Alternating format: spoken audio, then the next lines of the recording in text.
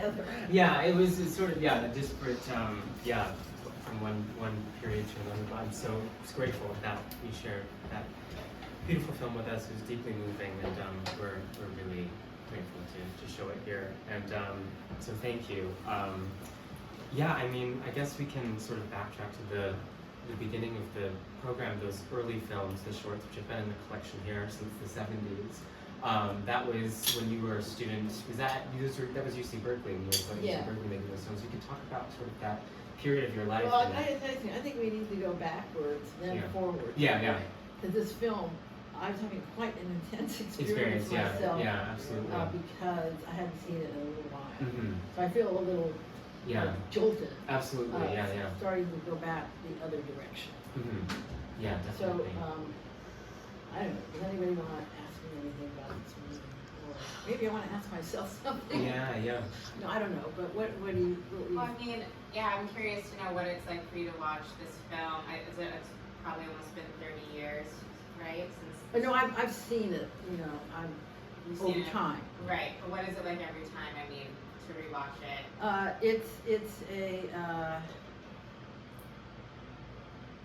Well, I'm just back in that moment. On one hand, it's very painful. On the other hand, I would be quite happy going back to that moment in real time, and like reliving it in real time, like just going back in the time machine, because it was the best time of my life in a certain way, because of the intimacy that occurred. I mean, accompanying somebody to their death is the most profound experience, and then it was so different from my mother, because she wasn't, she didn't care to share any of it out of fear and her generation and her life experience, that sort of thing. So, and Gwen was the opposite. As you see, she was wanting to share everything and then some more, So, I guess the gentlemen in the back have left. Oh yes, yeah. Well, one thing it's gone around. I've never sold a film. I think I might be selling it next week. It's sort of like too personal to sell it, but it has gone on that festival circuit. And I noticed that at the screenings at the festivals, like it was in Berlin and Chicago and a bunch of places, older people would leave the theater. They just couldn't bear it. They just couldn't sit through it.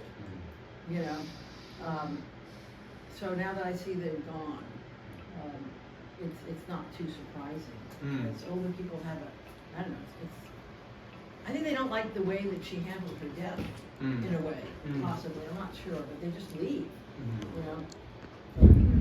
Well, it is what you made earlier. I feel like so many people, even certainly within my own family, we come out of families where it's you don't talk about the C word. It's so swept under the rug. It's so, and this film is, like you said, and Gwen and what she shares, it's so open and vulnerable and intimate. And I know personally, I don't think I've ever seen a film that has brought me so close to the day-to-day process of what it's like to live with cancer and go through that dying process. It's a completely unprecedented viewing experience, at least for me, even personally. It really is unlike anything I've ever seen in that regard. So I could understand certain people's discomfort with it, because I think it's showing it in a way that we haven't really seen before. Yeah, it's definitely, obviously in the death and dying genre, but it's definitely also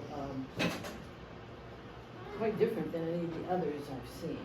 Because there's no, it's as though there's no lens there in a way, you know what I mean? It's photographed, and yet the lens seems to be invisible in a different way, and that's kind of like the experience I get when I'm watching it. Hey, Maren, have you seen this film? I can't remember. Yes, I saw it a few years ago. Oh, okay. But I have the same question now as I had then. I'm agreeing with everything everyone said, and I love the way that what I found this has in common with the early shorts is Donna pushing the medium to see what the limits of the medium are in terms of being uncomfortable. I felt that there was actually quite a similarity between the two. But one of my questions, it was a question I had for you when I first saw this film. What is it, you set up the film there's your mother and there's Gwen. I actually think they have a lot in common. I don't Mhm. think they're opposites at all. What do No, I you didn't say think? opposite, it's just No, that no, she no. shared, Gwen shared, my mother didn't. Yes. And that was, it was cathartic for me, you know. Right, but what does everyone else think that they do have in common, and how might it be resonant on a lesbian feminist level? These are two female subjects. I mean, other than me. But what do you think about the way the film so consciously starts with footage of the mother, and then it just pivots to it's really about Gwen? I thought there was something so striking about their colouring that was so similar, and that they were both so performative, both so willing to go in front of a camera, and that these somehow your mother has sort of impressed herself on your retina and really affected the way you see things. Is Well, what I felt. Yeah, that might have come from all those home movies. Yeah. You know, that my father had, his brother was a cameraman. And so we had this, he had a 60mm camera, and he was shooting everything all the time, you know. So, I don't know. It's a lot of, I just thought, oh, she's mothering her mother. It's almost like Gwen's a version of your mother if she were one you could take care of. But your mother never needed taking care of, did she really? Well, she didn't, I don't think she admitted to it, but we all need taken care of. Interesting. But she was not, she didn't reveal herself very much. Interesting. Though she was an extrovert. Yeah, yeah. Whereas Gwen was both. She was an extrovert and she was very self-revelatory. I think it's interesting when you bring up the performative aspect of it, because Gwen is someone who, I mean, she was a public figure. She, you know, Nashville and all of these major films, she was someone that people knew, and even in watching the footage at her birthday party, you know, we see Melanie Mayron and like all of these people who are, but we're seeing them in this completely different context, and it brings in this notion, especially a film that is so intimate and so revealing the question of performance and of vanity. We hear Gwen talking about vanity throughout. You know, this isn't just a portrait of someone dying of cancer. This person who's cancerous also, they are an actor, and their life is in front. So I think that creates this, I don't know if metatextual is the right word, but there's something happening there when we think about what does it mean. I mean, we all perform ourselves in our daily lives, even if we aren't actors or we have cameras. And so when you add in all of those layers, it also impacts how I think we see the film.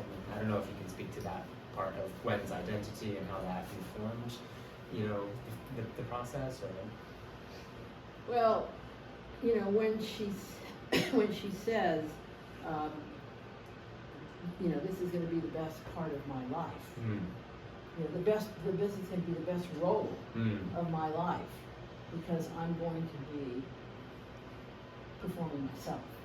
You know, in obviously she means the most crucial, and I think it was, you know, hugely liberating for both of us. You know, and as I said, it's the most enormous, incredible experience. And the other thing is that I mean, all my life I tend to shoot everything. You know, I just shoot whatever's going around me. And so, of course, all that early footage, that's me shooting all those years and years and years ago. When, you know, that's not somebody else's footage. You know. So, but the other thing is, best friends of my life, my two best friends of like many decades, have both been actresses, are both actresses. Two actresses, you know. I do see, you know, actors as like the flip side of the coin, you know. And so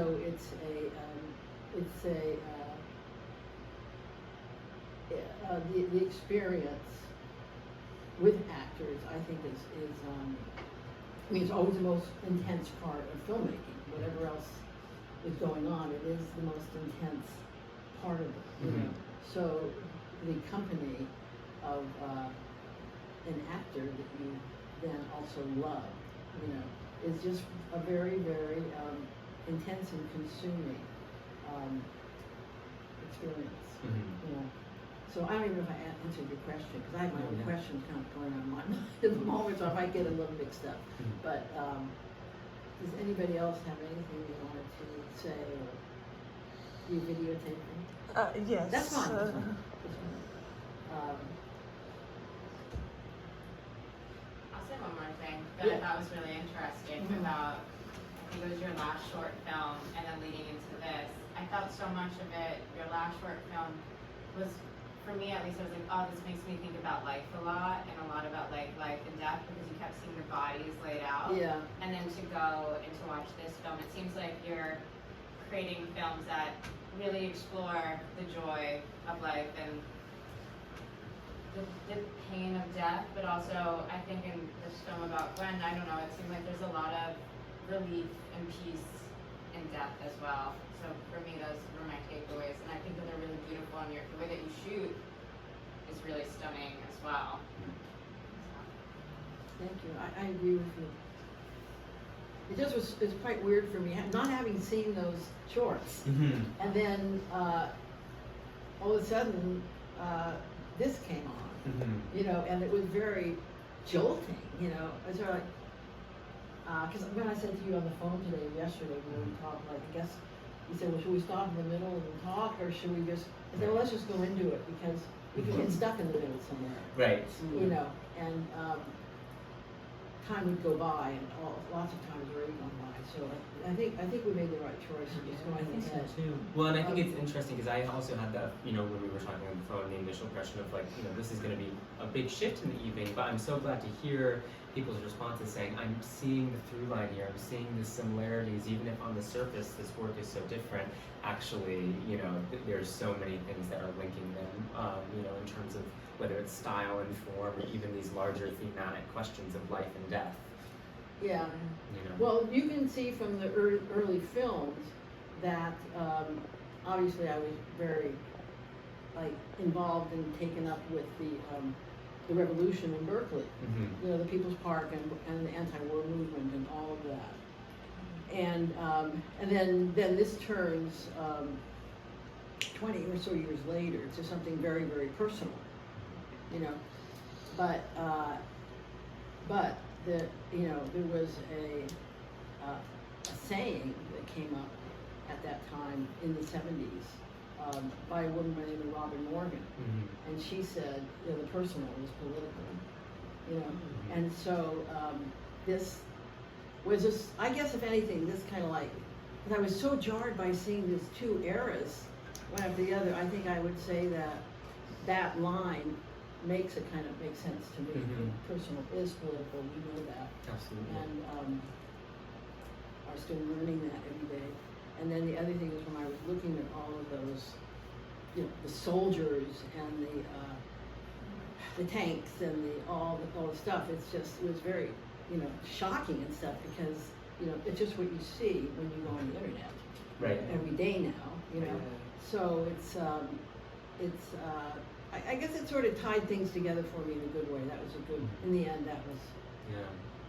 Well, I think that's, I mean, I find that to be the through line in a lot of your work, this notion of the personal and the political and the relationship between the two in a film like Desert Hearts, which is a very intimate, personal piece, but obviously these broader socio-political explorations of sexuality and identity, you know, that was really at a time when it was, you know, unacceptable and all of that kind of stuff. You know, I think it's, and when I think about your UCLA thesis film, Woman to Woman, also I think is a great example of the personal and the political, you know, and I think that's, in a lot of your work, there is always this sense of intimacy, but then pulling back and looking at the broader picture, the context with, you know, within which it exists. I think that certainly is a through, and that also connected the pieces for me as well. You know, it's these two, the relationship between those two. I think it's really, I don't know, when you told me on the phone the other day that, you know, this would be the first time you had seen, you know, these films in 40 years. The shorts. The shorts, yeah. You know, that experience I don't know, about maybe 40 years. I can't remember. Yeah. Do you recall the process of specific memories in making those, or just that period in your life when you were doing this experimental work? Or? Well, I was, very drawn to when I was in film school, to the avant-garde movement, and interested in making those kind of films. And I had a friend in film school by the name of Bob Oladort, and his parents lived close to the campus, UCLA. And we used to go over to his house after school, and we just empty his mother's refrigerator, basically. That's what we were doing. And so, but when we get to his house, there was just something with buttons on the wall, and he would punch in these buttons. Okay, this was in the 70s, and then he'd open the door and go in the house. I said, what are those buttons you're pushing? And he said, oh, that's an alarm. Well, there were no house alarms at that time, And I said, an alarm? He said, yeah, I made an alarm for my parents. I said, you made an alarm? He said, yeah. I said, well, you're sort of an inventor then, I guess, aren't you? He said, I don't know. I said, there's something that you can invent for me, and we really need this, and that is an optical printer. And he said, what's that? And I said, well, see, there's this avant-garde film movement, An optical printer, you can adjust and manipulate all these images, and what you basically have to have is a projector and a camera sitting on a lathe bed, and you project the images and then you manipulate them in the camera as you shoot them. You do it with filters, you do it with stop action, you do it with all sorts of things like that. And he said, oh, I said, I bet you could build one of those. And he said, well, I'm going to try. And then 6 months later, he had this thing built. Wow. And we started this company in my garage, and it was called the machine, the printer, the optical printer, we called Omnivoyeur. And then the company we call Latent Image. And we were doing student, we were getting these little jobs, commercials and students' films and stuff. We were, manipulating the images as they wanted them. And then, and I was doing it for myself. And then, eventually we had to stop taking on clients because it was so dusty and dirty in the garage that we couldn't keep up with all the dirt and the cars driving by and more dust and stuff like that. But that's how I was able to make those films, because he made that a piece of equipment, and I, from then on, I just called him Boy Inventor. And then he went on to invent all these other things too. He died. He got sick and died too young, but he invented all sorts of things and patented them, and it was pretty incredible. Yeah. It is quite extraordinary. I mean, that was those films in particular. What is so striking about them is the optically printed effects, the double and triple exposures. Yeah. I'm watching them. I'm like, I don't even know how Donna did this. And Like, that's it's really, it's like this couldn't possibly be all. And how did you? And so it's really, and to know that this was not just any optical printer. It was an optical printer that this friend of yours had made, and you guys had this business in the garage. It's really, that's DIY filmmaking. I mean, that is really the spirit and the ethos of it. Do you remember around that time when you were making these films? And then do you remember when you first engaged with the co-op or deposited the films for distribution? I remember Jonas. Yeah. But I don't remember. I remember that the films came in through him, and I just remember the times that I'd seen him speak, and what an extraordinary person. He was magnetic, and then I remember that's why when I first pulled up tonight, I thought, it can't be in this building. There's nothing about the outside of this. We were in the wrong place. Yeah. So, but then when I left that type of filmmaking, I forgot about the films. I forgot that he had brought them in, and I didn't know where they were, except when you contacted me, I knew they were at UCLA because I had given UCLA everything to the archive, right? But I hadn't had any connection with the films. I think since then. I think since I gave them to the archive, and we sort of looked at them over there that day or that week, and that was the last time. Yeah. Wow. That's, I mean, Yeah. well, obviously we're grateful to have re-engaged. And I'm so happy they're still here, you know. Yeah, I mean, like I said, it was really kind of so wonderfully surprising for me to encounter them in the archive, having known your narrative work, obviously, and then it's like, and that's, I mean, the great thing about, you know, we have early stuff by Kelly Reichardt in here and stuff that it's like, who knew that we had these films in the collection? It just speaks to kind of the storied history of the organization and all of the different, you know, people that have been in our orbit, and to the point that you raised too about, you know, leaving that type of filmmaking, I feel like it's, you know, there are some narrative directors who start with the avant, you know, I think about someone like Todd Haynes started doing more experimental stuff, and then, but it's very rare, you know, most of the time people who are in the avant-garde kind of stay in that stream, and if you want to go into the narrative, more commercial side of things, you get your start there, but you managed to cross over. I mean, I don't know if you can speak to that experience or how you find the early work influences the later work, or. Well, by the way, when I was in graduate school in film department at UCLA, Chick Strand was there. That's probably how I kind of got into it, through her work. You know, got interested in it. Even though I was making those other films in Berkeley before that, but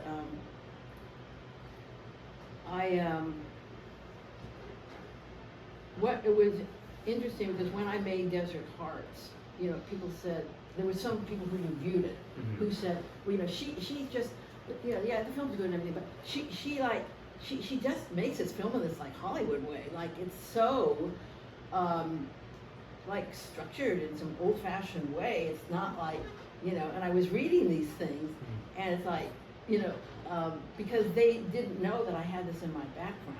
Right. You know, if I had already done that more experimental avant-garde kind of non-linear kind of, that was not the purpose. The purpose was in fact the opposite. You know, to make a film that mimicked a Hollywood film on purpose. You know, in order to lure an audience in, because it's structured. It's sort of like you're guided down a road you've been through down a million times in Hollywood films, except the characters are all different. They're all, you know, everything is different, but structurally, you know, it's all the same, as in formulaic almost. Yeah. You know? So I think that I left it when I did leave it because I became fascinated with something else, a different type of storytelling. You know. Yeah, absolutely.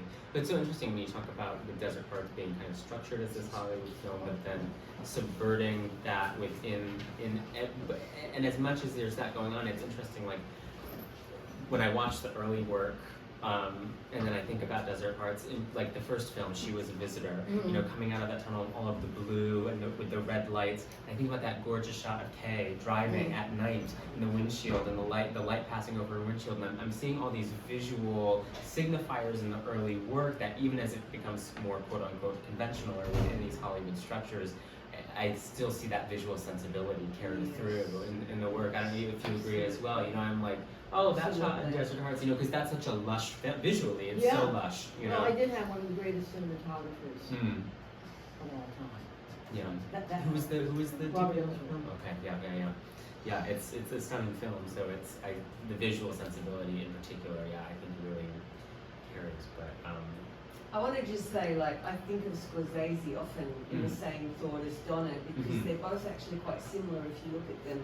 Martin Scorsese did a lot of it. He did some experimental early shorts that were a lot like Donna, looking at issues of pain and weird optical effects. I mean, look at The Big Shave, look at What's a Nice Girl Like You Doing in a Place Like This. Very, very similar in mood and sort of heavy saturation as what Donna's. And also moving into these narrative cinema. that nevertheless asks these huge questions. You can look at all of Martin's films as well. They're Mhm. beautifully done. They're all, artistic, but they're all narrative, really strong narrative Yeah. films. So I think we should be talking about Donna in the same breath as As Martin Scorsese. I completely agree. Yes, Yeah. absolutely. No, Good that's idea. amazing. Good. Yes. Wow. Get that into the SEO. Absolutely, yes, No, but yeah. also this was the 60s and 70s. This was when experimentalism was able to get into the mainstream. Yeah, absolutely. That's a great point. Yeah, I was talking about that earlier with someone about this, the 70s being this kind of like second wave. When you think of the 60s and there's the new American cinema, but then it all sort of comes together in the early 70s with New Hollywood, and you're seeing all these influences, and it allowed for this fusion, this incredible fusion to happen. And I think your work, is so much a part of that tradition in that period. It's really, I totally agree. I'm absolutely at the same level as Martin Scorsese, for sure. Yeah, and a very similar trajectory when you think about the move from the early avant-garde to the And are any of his futurists. early films here or not? No, his early films are not in the collection, unfortunately. But No, but if maybe they we could can. be. Yeah, they could be. We can talk to him. you Someone reach- can get we us in reach touch. out. Yeah. It would really be wonderful additions to the collection. Yeah. So I was at Berkeley Mhm. at the same time you were, and in fact, I was surprised to see that I was actually in one of your films. Wow. Oh, wow. That's fab. The People's Park one. Theodore Skipateris. Wow. Was it? That's me. We used to be roommates. Wow. But That's I really- love, and this was a through line too, I love the way you use sound. Yeah. It's audacious at times, and the humpback whales, but beautiful, and I love the way you narrated this last one too. I think that's a really powerful part of your filmmaking. Oh, thank you. Well, this writer, very, very good friend of mine, who actually I hired to rewrite me with Desert Hearts. Her name is Natalie Cooper. And when I was working on this film, she was still around, she said to me one day, I said, I gotta write this narration, I'm not sure what I'm gonna write. And she said, I only have one thing to say about that. And that is, if it's not about you, it's not about her. So that's how I wrote it, As I'm looking at you, I'm seeing those black walls. We painted all the walls in the apartment black. Did you hear about, you hadn't spoken to Donna beforehand, before coming tonight? Did No, you just just not hear? I decades. found Yeah. out very late from another friend of ours from Berkeley, Jeannie O'Connor, Yeah. that you were going to be here. Oh, So I yeah. just kind of made sure that I found my way Oh, here. great. I'm so glad Because you it's did. been like 40 years since Oh, we yeah. talked. No, maybe 40 years, yeah. 45. Yeah. Wow, how special! Oh my gosh, that's amazing. Really amazing. Oh, wow, co-op magic. Yeah. Yeah. Does anyone have any other questions for Donna about films? Yeah. Maybe I'm misremembering, but I think on one of the shorts, I think maybe PP1, Yeah, I remember seeing sound by Steve Reich and John Cage. that's correct. Yeah. I was wondering if you could talk about that, if that's a collaboration or just how that, Well, I was into them then, yeah. Yeah. and it just, like, how it is. Whatever you're listening to at the time can easily figure in, or you find a way to do it, because there's a reason you're focused on them then, So did that come first, or did the No. come I mean, I was listening to them before had made the film, but I didn't, I had them in my back pocket kind of thing, put them in. Any other questions for? For the future, what's your plan for the future? My plan for the Yeah. future? The sequel? Oh, the sequel? Oh, Yeah, yes, the sequel I have to finish rewrite. Well, yeah, I do have this sequel on rewrite, but it's not a conventional sequel. It's not about those pointing at the screen. They weren't on the movie tonight, but no, it's not a conventional sequel about them or their relationship. It takes place in New York in the 70s, in the heart of the so-called second wave of the women's movement. So no one has ever made a narrative film set in that place and time. Many docs, but so I say it's a sequel because one of the characters from Desert Hearts is in it, just one. But it's not about their relationship, so in that sense, it's not a sequel. But it's very much like Desert Hearts in the sense that it's going to be very hot, sexy, funny, but present in what's happening at that time, which unfortunately is happening all over again right now. You know, so that's it. But I have this rewrite ahead of me that I've been distracted a lot with some things and I haven't finished it. But I intend to. I think I can get the money easier than I did on the first go around. Just because I can't really think. You know? Well, that was quite an extraordinary process of getting the money the first time around in terms Yeah. of Woman to Woman and the Gloria Steinem side and getting you had Well, to I sort of- found her basically, Yeah. and then she said to me, "Have you ever made a film before?" Mhm. And I said, "Yeah, I've made documentaries." And so, well, why don't you bring something in the office and show us? And so I said, well, I'll bring you my thesis film, Mhm. and it's called "Woman to Woman: A Documentary About Hookers, Housewives, and Other Mothers," Yeah. which we were thinking of showing tonight, but the print was it's so discolored and Yeah, had some fading, so we Yeah. decided to go with Angel on My Yeah. Shoulder. Yeah. which I think is better choice. Yeah. But I didn't give anybody any warning about what was coming up. Maybe that part I could have done. Yeah, any other questions for Donna? Or? Well, thank you so much again for coming to visit us and show these films. Like I said, it's a real honor, and it's we're just so glad to have you here, and hope you come again soon. I'd like to. And yeah, we're so grateful to have your work in the collection. It really is Thank you. tremendous. Thank Yeah. you. So am I. Thank you. Yeah. All right. Thank you.